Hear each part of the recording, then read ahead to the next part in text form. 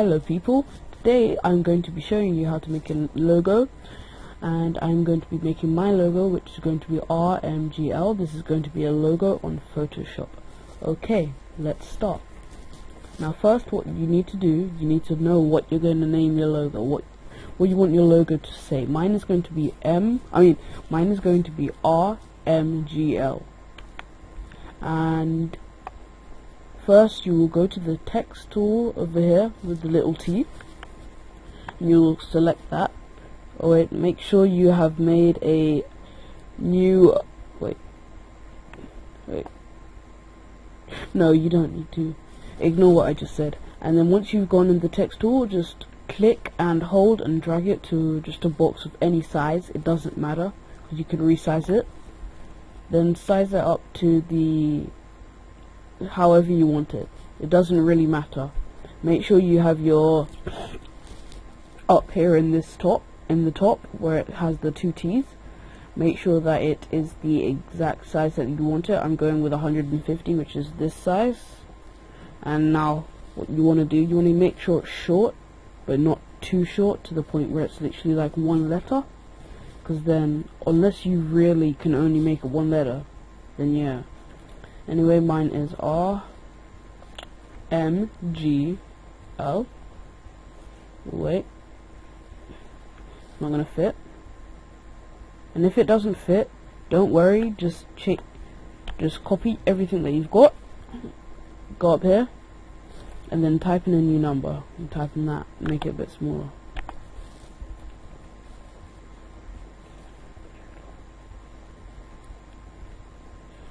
And seeing as this does not fit, I will make it one size smaller again. So for my technical difficulties, whoa, whoopsies,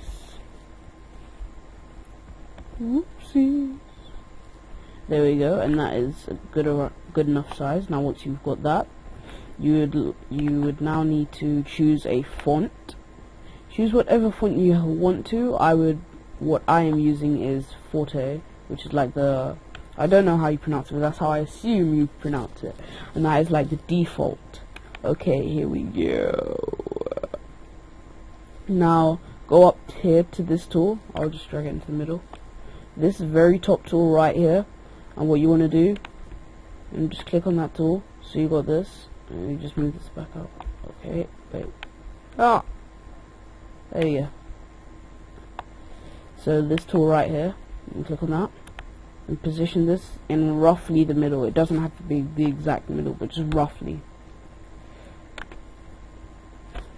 And now what you can do, you'll now go over here where you to your layers channel. Just if you have it on something else, just quickly just change it to the layers channel, the layer, and then you will go to this where it says whatever your logo will be, like the writing on your logo, unless you don't want to have writing. And just double check that your logo is correct and all the text on it is correct, unlike mine where it's not correct. And now you want to double click this layer right here where it has what your logo is called, and it has the little T next to it. And make sure you have this eye, because if you don't have this eye, then you can't see it. Okay, now double click here, and then this menu will come up, the layer style menu. By the way, this is CS5, Photoshop CS5. Don't worry, it will say that on in the description and also in the title. Now what I normally use drop shadow, inner shadow, outer glow, inner glow, and stroke. Those are normally the only things I will use. And then, now you may think, because you've ticked it, and this is the last thing you ticked, you may think, oh, if this is then the menu for this, but it is not. Remember, whenever you want to change the menu, you must click on it again. So you can't just like, say I had never had this and I wanted to add this, I can't click on that and then it will come up here. I would have to click on it, and then it comes up. Okay, sorry if you can hear my clicking, which is absurdly loud.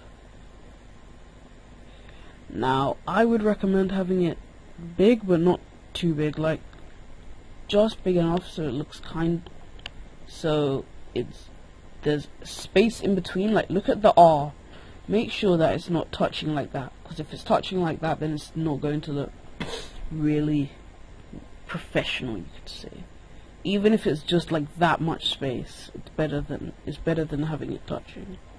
I'm going to go 5, and you now have the option of blend mode, where you can do many different ones, but me personally, I would rather just have mine normal. And you can change the opacity, which is basically, it's like how see-through is it.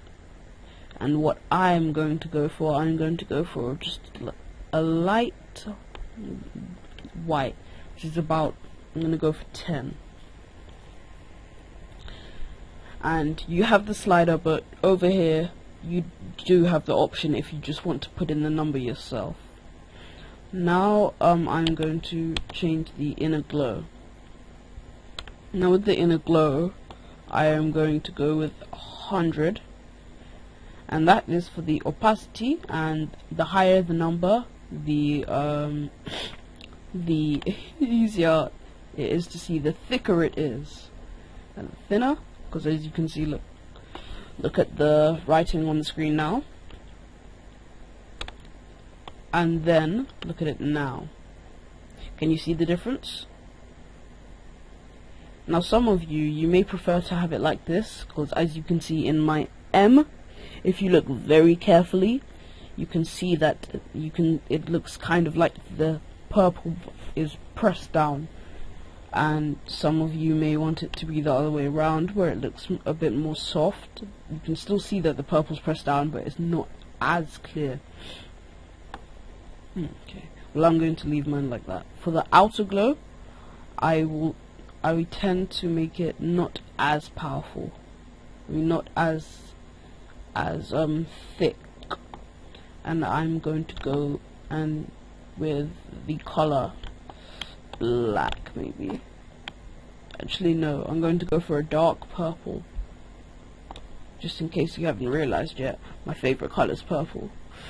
And if you didn't get it, this is how you change the color right here. This little color here, because some people, like when I first started using Photoshop, I would use this and I was really confused. This is if you want to have a gradient to it. Gradient is basically color to color, and then they mix kind of in the middle. That's basically what it is. Or as you can see in this one, there's two blue, and then there's a line of yellow going through the middle, and it's kind of blending where the two colors meet. Well, I'm going to leave mine just one solid color. Then for my inner shadow, I want this to be very, very strong, because then as you can see, it looks like the purple's being pressed down more, and it looks that bit more professional. You can also do that with bevel and emboss, but I tend to use inner shadow because it's easier. You can also change the angle, which is the angle at which the shadow comes at, because here you can see the shadow is coming at this side here, and you could also change it so it's coming now at this side, and you can see it's all on the right hand side, and now the letters look like they're coming out towards you. But none of this would happen if I never had my stroke, because the stroke shows you as you can see, that little line just outside all of the letters, and it makes it look like that is where their place is, and they've been pulled out, like it's been glued in place and then someone's ripped them out. That's what it kind of looks like, but you have to look very carefully at that. I will just adjust it so it's a bit easier to see. As you can see, it looks a bit like they've been taken out of place and they used to be stuck down. Okay, back to drop shadow. Sorry, but that's all we have. That's all I can give you for this video, and come back to see what's going to happen.